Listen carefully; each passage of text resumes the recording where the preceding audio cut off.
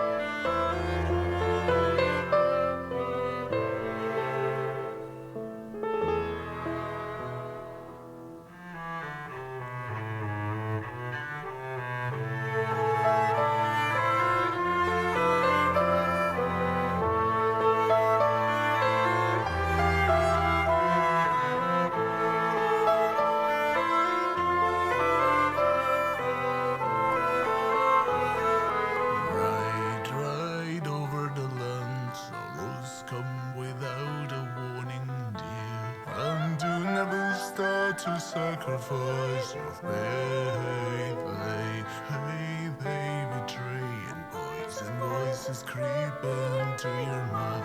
For this will be the final stand. Ride over the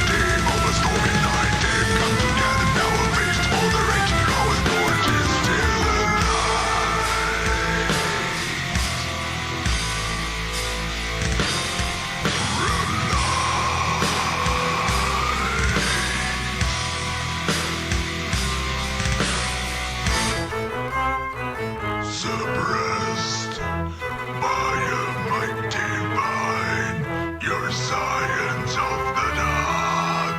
Revoke what has been done. Roar at the break of dawn. You will feel the holy spark.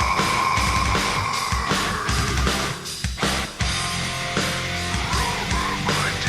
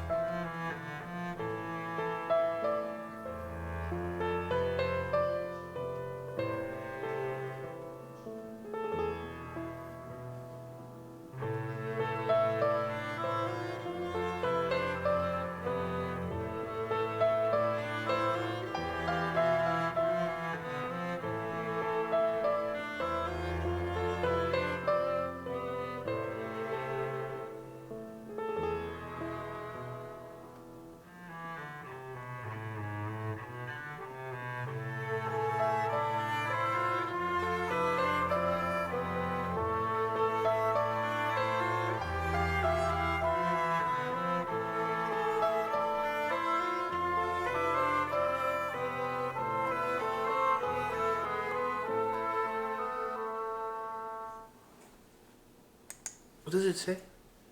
See? Oh, it's Galileo Galilei.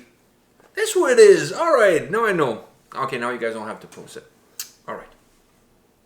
What? I'm surprised I can't read that from here.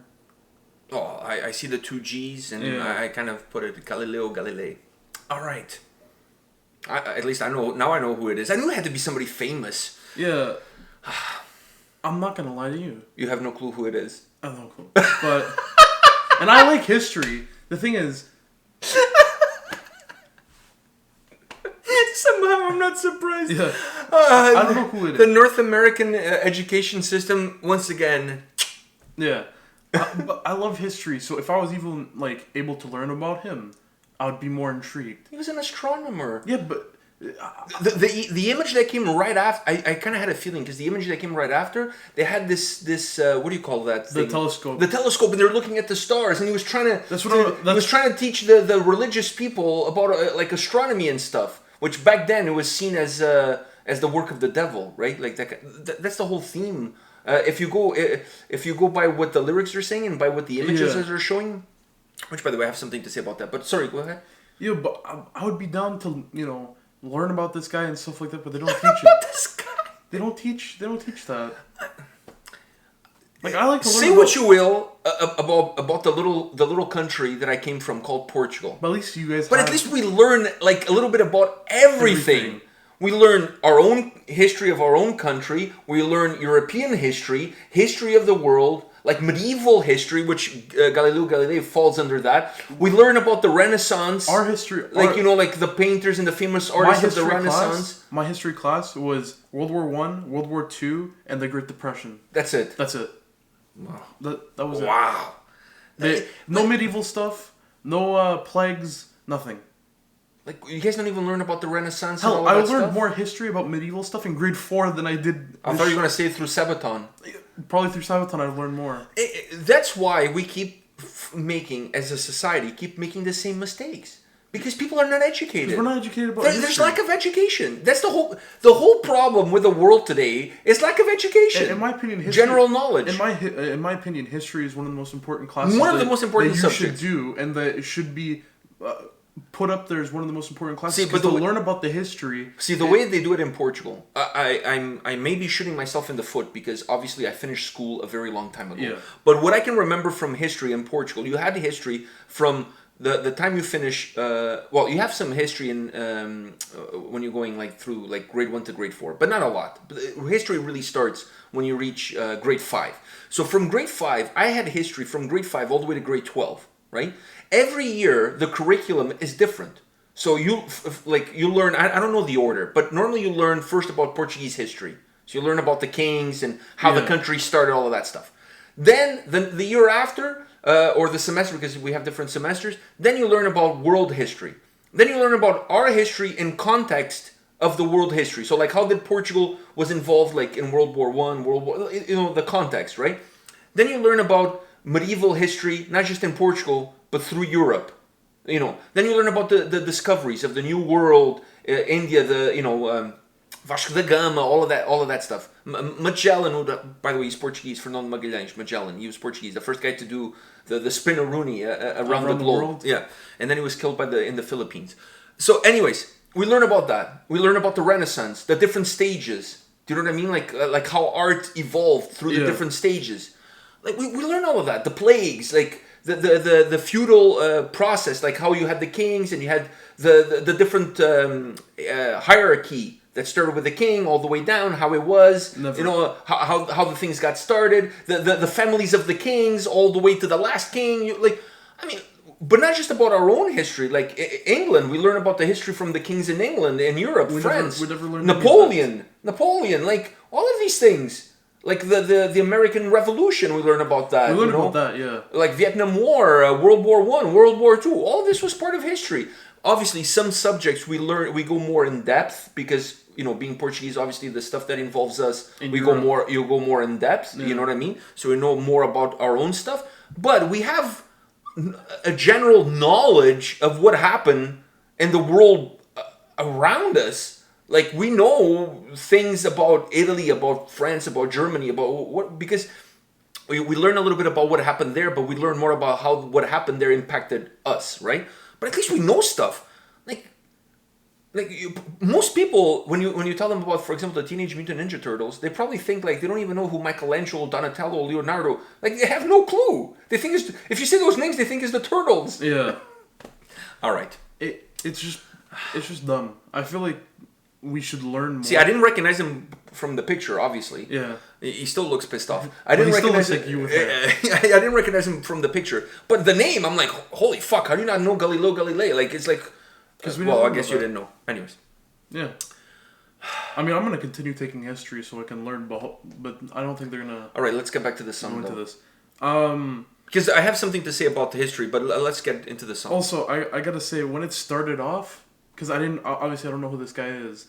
So when it started off and it was just like instrumental... Classical, like it's almost music. classical music. I like classical music, but I like... So you thought it was like Beethoven? I like classical music, but I like the dark type of classical music, like how it started off. Dark? Is there a dark? Is No, there no, black like, classical music?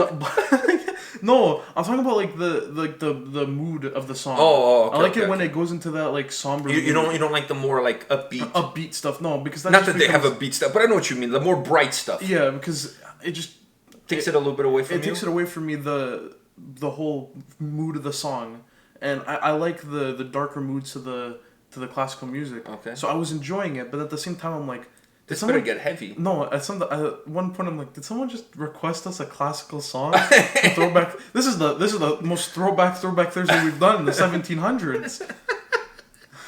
Not just 10 years, a couple hundred years. The song has great dynamic though because it changes all over the place. Yeah, I didn't like the one thing, and that was when it kind of had that upbeat classical because I just don't like that. Okay, that's the one thing about classical music I don't like is that. But when it got heavy with the harsh, I didn't see that coming at all.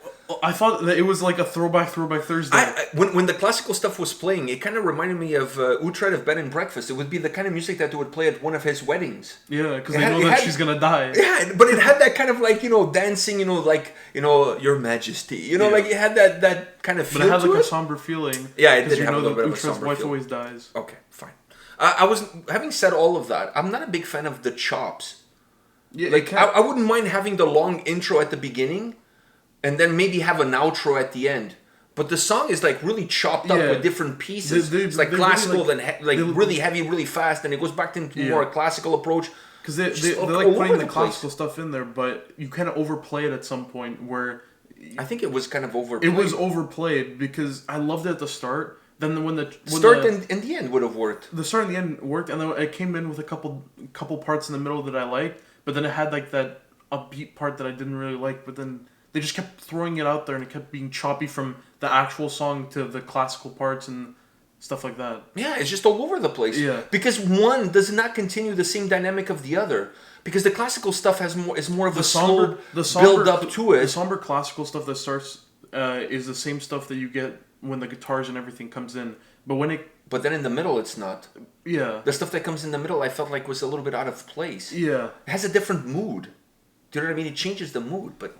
Anyways, it should have just been start, finish, and then the song is in the middle. Yeah, start, have that intro, then have it as the outro, and then just have the song in the middle. That's how I see it.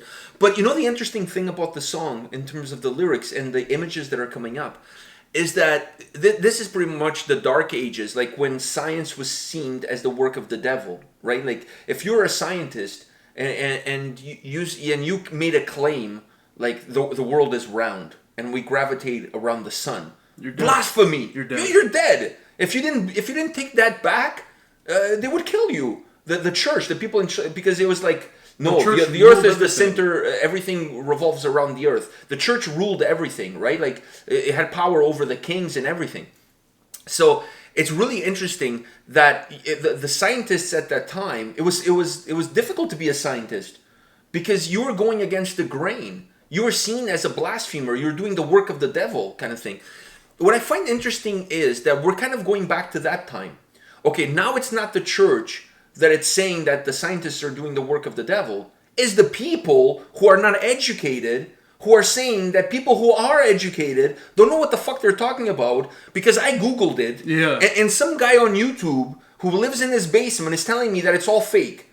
So, like, we're going back to the Dark Ages again. We went from the Dark Ages to the age of enlightenment When people saw scientists and science as a As way a of good thing. as a good thing, as a way to progress. And also as a way to trust what's happening. Now people, it doesn't matter if you, are you a scientist? Yeah, well, I don't care. I saw on Wikipedia that this You have an agenda. You have everybody has an agenda. Everybody like you that lack of trust. I don't know when that started.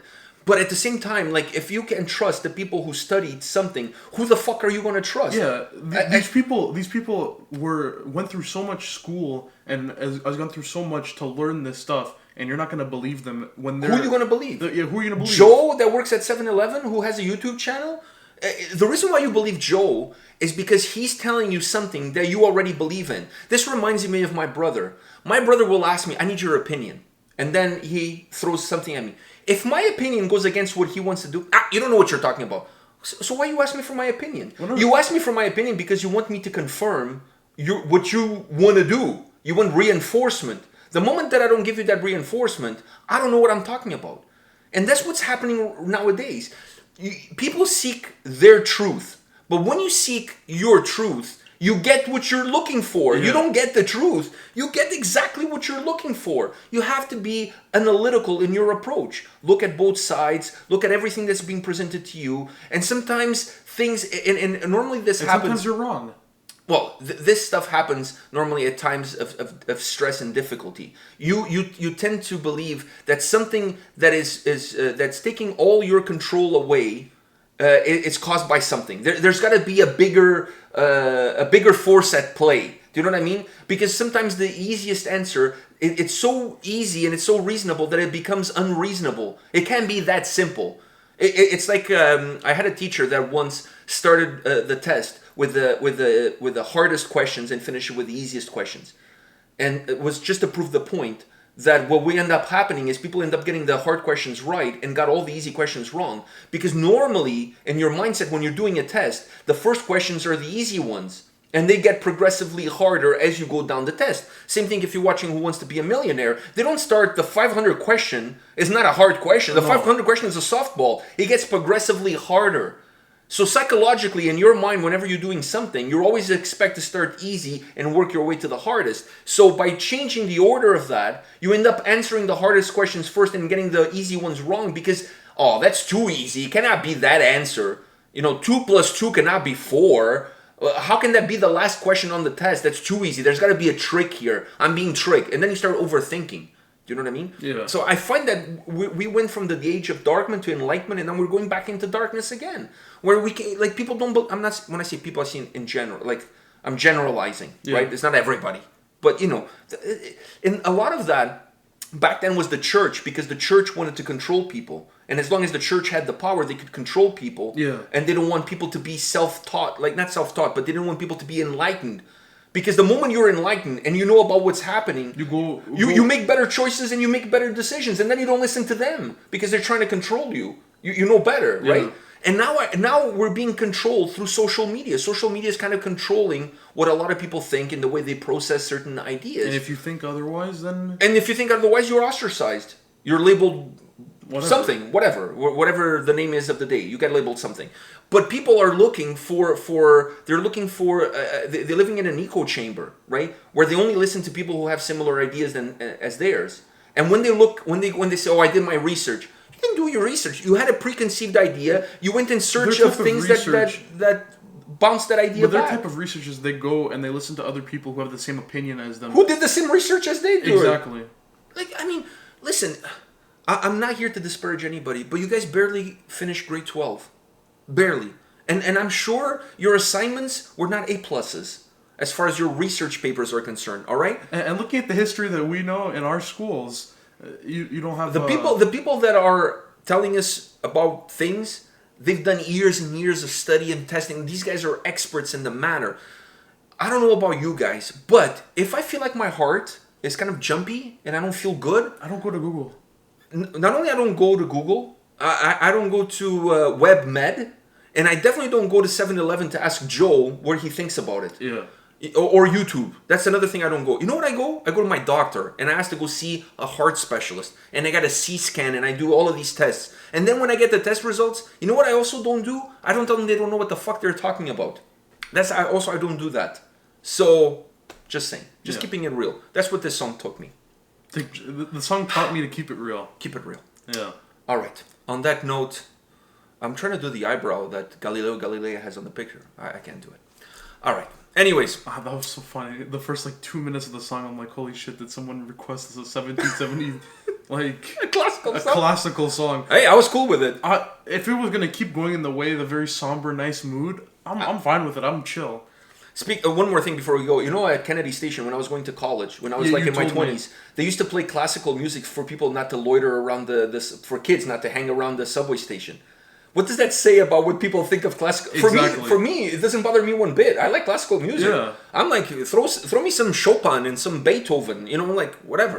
By the way, do you know who Van Gogh is? No. You know the dude that cut his ear to send it to the girl he loved? Oh, Vincent Van Gogh. Yeah. You said it in a weird way that I didn't know. Vincent Van Gogh. Yeah. All right, so you know who he is. I know who he is. All right, so at least you know him. All right. But I didn't learn that in school. Not everything is lost. Probably the only reason you know is because he chopped his ear off. No, I didn't learn that in school though. I learned that on the internet. You did your research? I did my research. We've got full circle. We came full circle. All right. On that note, come back tomorrow. We'll have another video for you. See you guys. See ya.